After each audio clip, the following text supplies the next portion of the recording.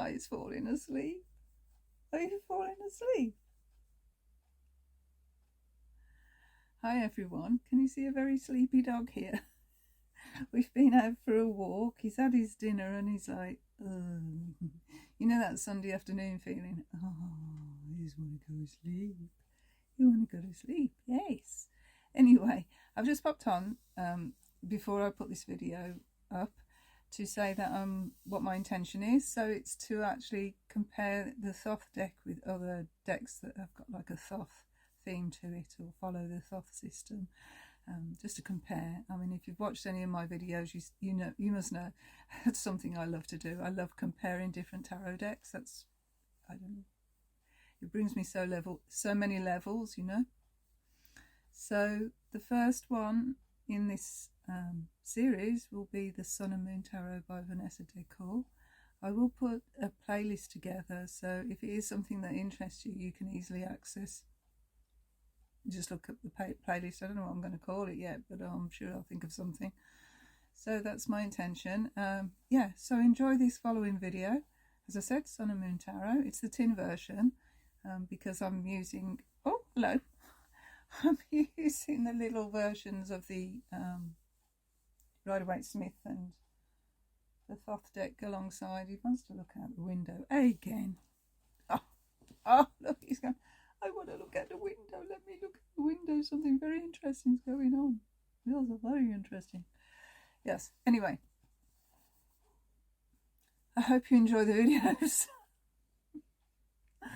I'll see you soon. Bye. So here I've got the Sun and Moon Tarot by Vanessa Decor. I've had it for a while. This one's the tin version, and I've got to tell you right off the bat, the card stock quality is dreadful. I mean, it's handy because it's in a tin, but it's like, it's not going to hold up very well to constant use. To be fair, it won't. But anyway, just for comparison's sake here, I thought I'd use this version because it's nice and small with my little tarot decks, and it's easier to film. She's blended the two systems in the imagery. So what I mean by that is she's taken a lot from Rider-Waite-Smith in the way that the pictures are depicted, especially in the minor arcana, but she's fused it with the Thoth. So I'll show you what I mean. It's probably easier to show than it is to actually say. So, for instance, with the Fool here, she's kept the crocodile. So the crocodile's here on the Thoth. And she's kept the crocodile there. And she's kept the tiger. So there's the tiger. But instead of the Fool being depicted face on, like we get in the Thoth, she's done it the same as Rider-Waite-Smith, on the side, on the edge of a cliff. There's a caduceus there. And a butterfly. Butterfly. Can't see a caduceus on there. Or caduceus, I don't quite know how to pronounce it, but you know what I mean. Okay, so I won't spend too much time, otherwise this video will be very, very long. Okay, so the Magician. One arm up, one arm down, one arm up. She's got a lot of iconography there on the sky in an Ouroboros here. We've got the symbols for the suits on here. We've also got a yin-yang symbol, and we've got this infinity symbol there. The guidebook is very small, but it's actually got quite a lot of information in it, even calculating the numerology for your birth. So she goes into that a little bit, but yeah. So she goes into the Thoth associations as well. So the Magician is linked with Mercury, so she actually tells you that in the guidebook, associated with communication, timing. And we've got the wand with the head of Anubis. So we've got some Egyptian iconography, which is very prominent in the Thoth deck. So she goes into some of the symbols and what they mean. So the monkey symbolises Thoth, the Egyptian god of wisdom. And then she has the Hebrew characters as well on the major arcana to correspond with the Thoth system. So The Hebrew letter Beit is the symbol of a container and represents a blessing or a house. So there's the symbol down there. So she's done that with all the major arcana cards, included those Hebrew letters. High Priestess, so we've got the two pillars, we've got the moon, and there is that moon symbol, crown symbol there. She has a book, a stormy sea, the sea. So do you see how she's actually blended the two systems into one? Very good. And very accessible as well. It's not overloaded to the point where you're like, oh, this is just a bit too much. It's quite spacious, it's quite open. I mean, she's made the trees into this shape, which reflects the shape here. I think these are trees here. With Thoth, sometimes it's pretty difficult to make out all the imagery. There's such a lot in there. She's got the rabbits there to represent fertility. The Emperor here, this shield is the same, the phoenix, a double phoenix. And we've got the lamb, the same. The sun, red sunrise for the Aries element. Hierophant, the hand up. I really like the fun sort of vibe of this deck. I think it's very, very approachable, but it's actually kept the Thoth and the Rider-Waite-Smith in there. I think it's amazing. I'm really happy with it. I mean, we've got the archway here, same as the archway there. The open arch denotes unlimited potential and unrestrained feelings. So we've got the two figures, the same, dark and light, and the children here. She's kept those in. She's kept the eagle and the lion, and the cup, the sword. I mean, all the iconography, it's all there. Beautiful.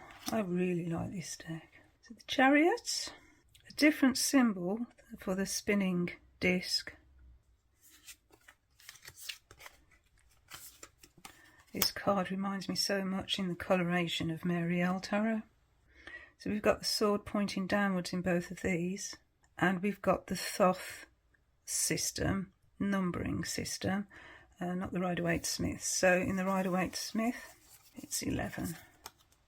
So there we go for comparison. So the sword's pointing up in the Thoth, Justice card, down in these two. A Hermit, I love this Hermit. It's just brought it up to date, really, isn't it? We've got the symbol up here, and I found this so interesting when I read the book. I'll just share that. Is the cosmic vibration holding the atoms of the cosmos together. It's the union of apparent opposites, the union of all beliefs under one God.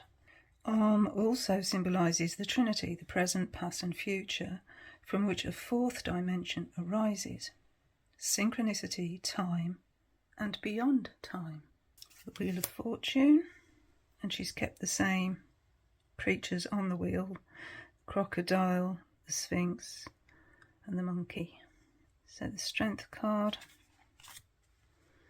is number 8 in Rider-Waite-Smith, but 11 in the Thoth and in the Sun and Moon.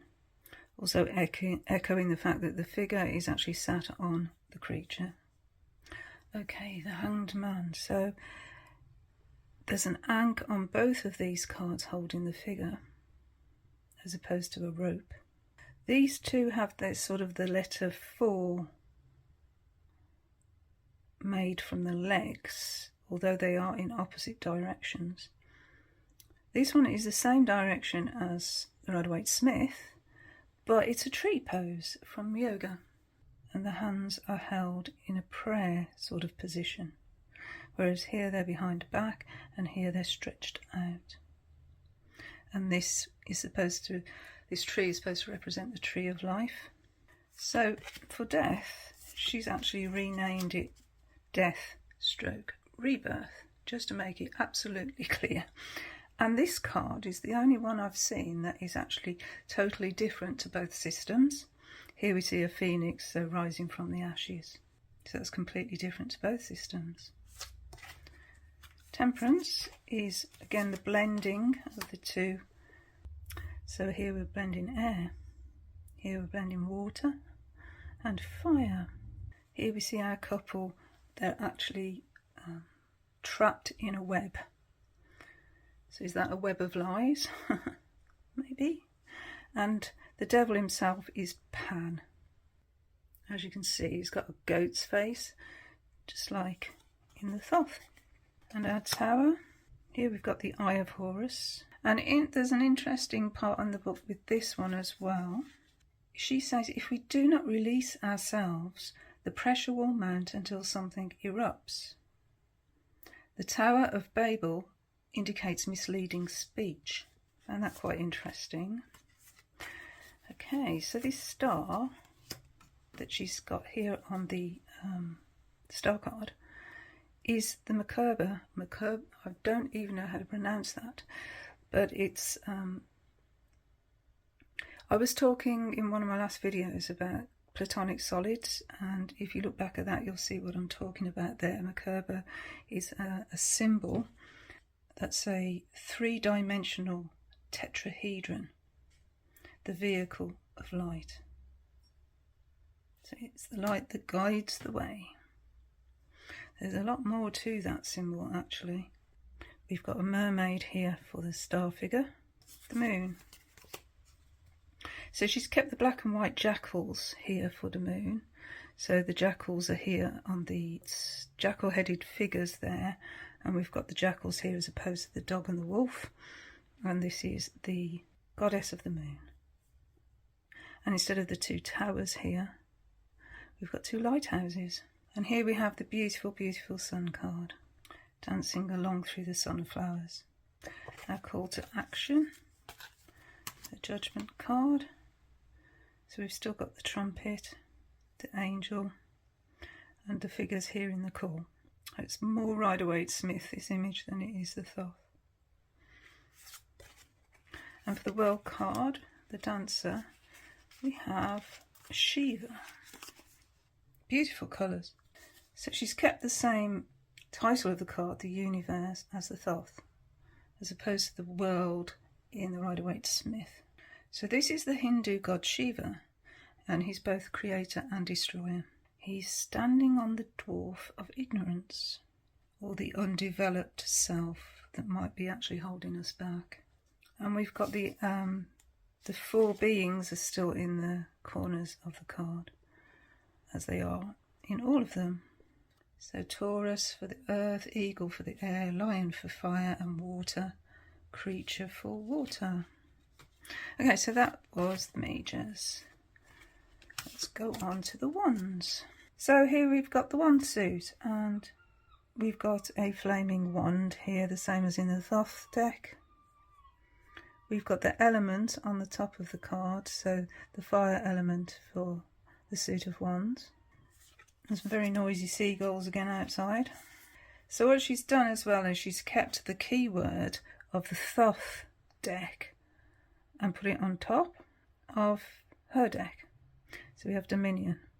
The imagery itself, as we know, the Thoth can be sort of quite pippish, whereas the Rider-Waite-Smith has images on. So the sun and moon have got images on. Three of Wands. So here he's accepting a challenge of juggling three flaming wands. 4, completion. And we've got the wheel here. Both have a wheel on it. This has got the two figures, and the two figures are on the Rider-Waite-Smith, and we've got this fire coming up from below. Interesting image. Strife for 5. We've got the challenge again, but this time there's 2 figures as opposed to 5, and we've got 5 wands that they're challenging each other with, and fire below. She says about these sticks, they're called dongas, and they depict challenges to be met, and they're a traditional African stick sport. 6, we have victory card.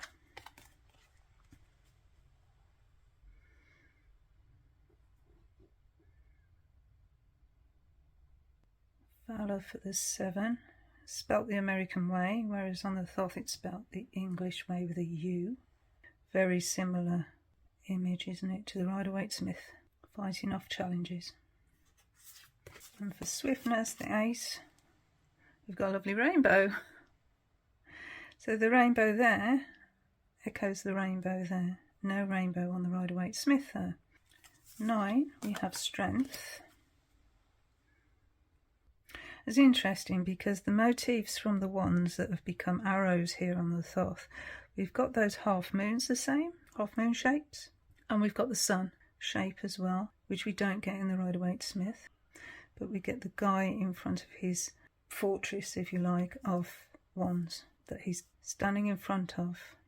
And interestingly, this is the card, the 9 of Wands, which is the Deacon card at present as I'm filming this, which is on the 5th of December, my birthday. To get that in, it's my birthday. Anyway, this is my card. It's my birth card. So I've got quite an affinity to that card. And we have the burden card, the oppression card. I'm taking too much on. It's a very Rider-Waite-Smith similarities there with the image, but it does really incorporate the Thoth. It's amazing the way that she's brought the two together. And this Princess of Wands is actually probably my favourite card in the whole of the Thoth deck, always has been, and it's what drew me to actually buy the Thoth deck, well, back in the 80s I think it was this card. And what I felt when I saw this card, you know, the strength that I saw there was very inspiring, and she's captured it here in a more modern way. Brilliant. I just love the iconography of this card. This one, not so much. And of course she's gone with the Thoth as well. She's got Princess, the same as the Thoth, whereas Rider-Waite-Smith have got Page. And when we get onto the Knight, again she's followed the Thoth system and called it Prince instead of Knight. We've got a Chariot here the same, whereas all the Knights in the Rider-Waite-Smith are on horseback. But the Queen, we have the same token animal here as opposed to the cat. And then she's actually named the King instead of the Knight. So she's gone Princess, Prince, Queen, King. The Thoth goes Princess, Prince, Queen, Knight. You can get confusing this, and Rider-Waite-Smith goes Page, Knight, Queen, King. So it's something to bear in mind. In the Thoth deck, the Kings or the Knight are on horseback, so there's a little bit of a confusion there. It used to get me, back when I was learning tarot, that confused the life out of me.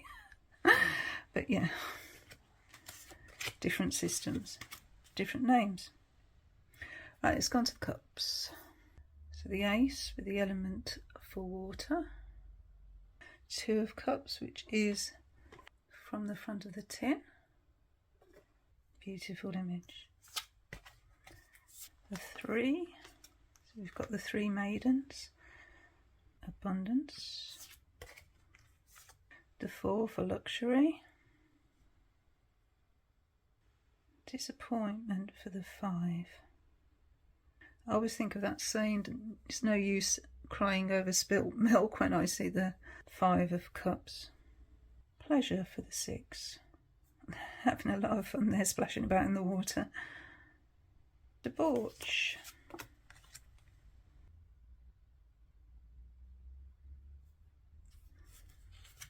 Indolence for the 8. Happiness for the 9. Right, see if I can say these words. Satiety. It's one of those words, isn't it, that's hard to get your tongue around. Satiety.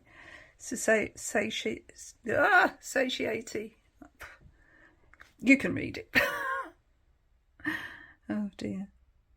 But yeah, 10 of Cups. Maybe I should just say 10 of Cups. And we have our Princess, otherwise known as the Page. And the dolphin here is said to represent free spirit. which is very in keeping with a Princess of Cups or a Page of Cups, isn't it? And sort of echoes the fish in the cup there, in a different way. We have our Prince of Cups or Knight, the Queen,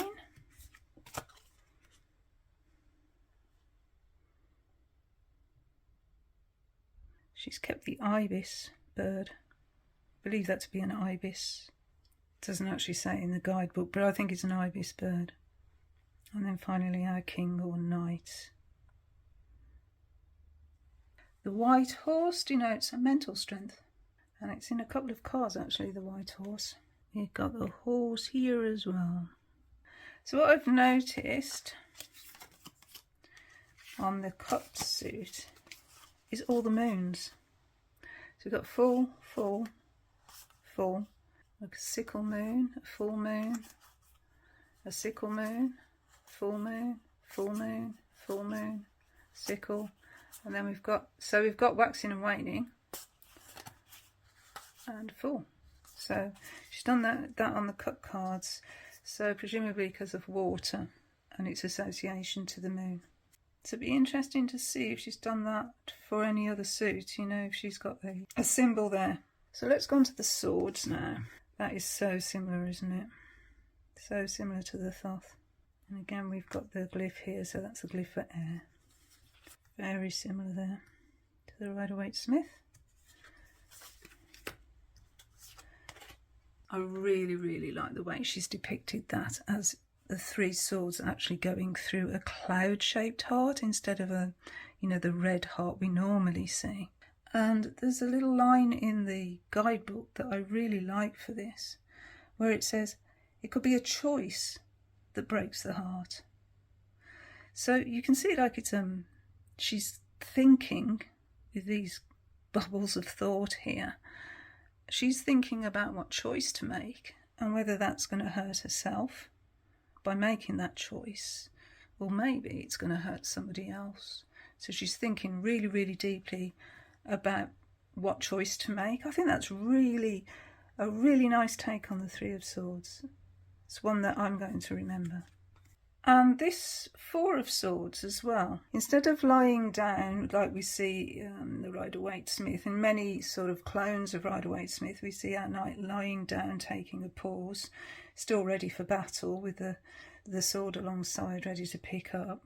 Here, it said that he's being forced, and because he's being forced to lie there, he's got to be fully present and make peace with the truth, so the swords being truth, pay attention and become receptive. So he's actually opening himself up. His heart chakra there is completely open. Whereas here, our knight has got his hands in prayer. So this Five of Swords here totally speaks to a humiliation of being cut down to size. Swords can actually indicate words, and maybe she's cut him down to size with something she said, and totally humiliated him and put him in his place, put him firmly in his place. So for science, this is really interesting, isn't it? Because on the Thoth card, we've got the swords actually piercing the rosy cross. The rosy cross being the back of the card. And she's done the same. If you can see. So that's really interesting. Futility. Maybe just asking what is the point. So 8 here, we've got interference. And it looks here like somebody's pulling the strings. You know, like a puppet. I mean, here our figure isn't blindfolded. You know, like we get on the Rider-Waite-Smith. She's not blindfolded, but it looks like she's being manipulated. So Nightmare card, Cruelty. Quite similar. For the 10 we have Ruin. And then on to the Courts. Love this princess.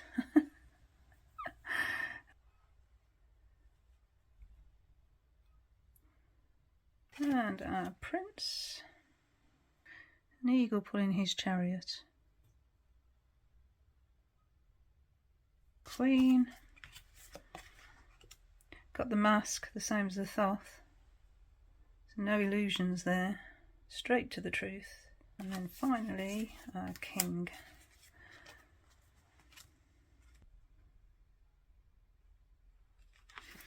Okay, so with these sword suits then, they're all clouds.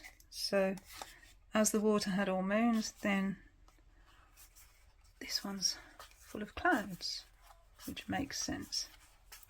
The element being air. The final suit of Pentacles.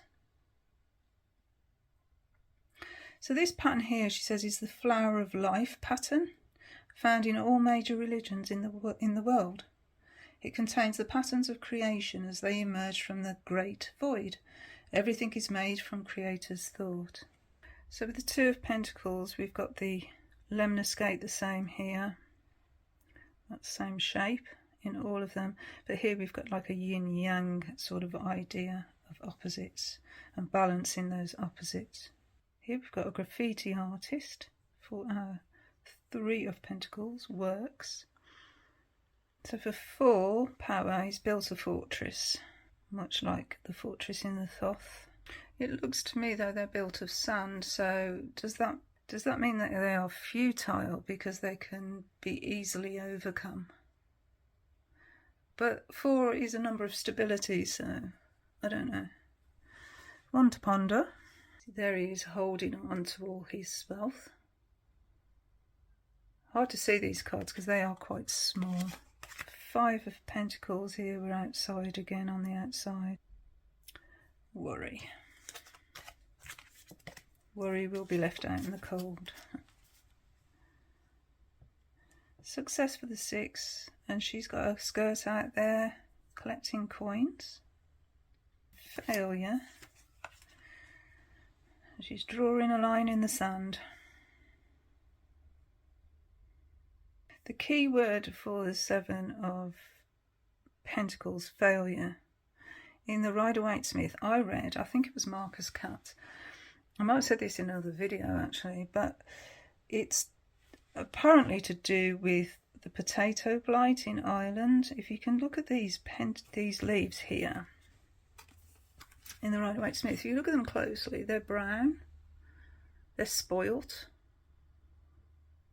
So I know some people say this is about patience and waiting for the right time, but it looks like the right time has been and gone because those are brown, those are withering, and much like the potato blight in Ireland, which forced a lot of Irish to actually relocate to America.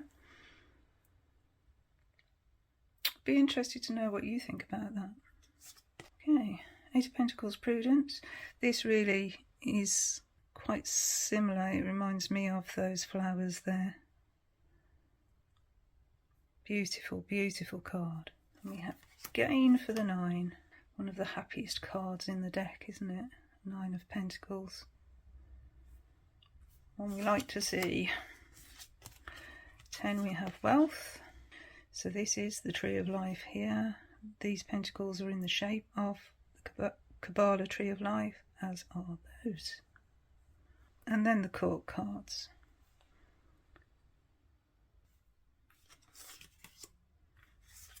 Got the same bowl there. Slow moving animal. Mind you, not always. I think they're, being chased by a bull. They can get some speed up. She's kept the ram in this image as well. And the desert scene, which is the same as the Thoth, the desert scene. And then final card, the King of Pentacles, or the Knight of Discs. So she's got the horse with its head in the grass, the same as the Thoth. And there's a very orangey feel to the Pentacle cards. So it's nice the way she's done the different suits in different, let's lay them out. There we go. So she's included fire in all the wands. Every card has fire in there.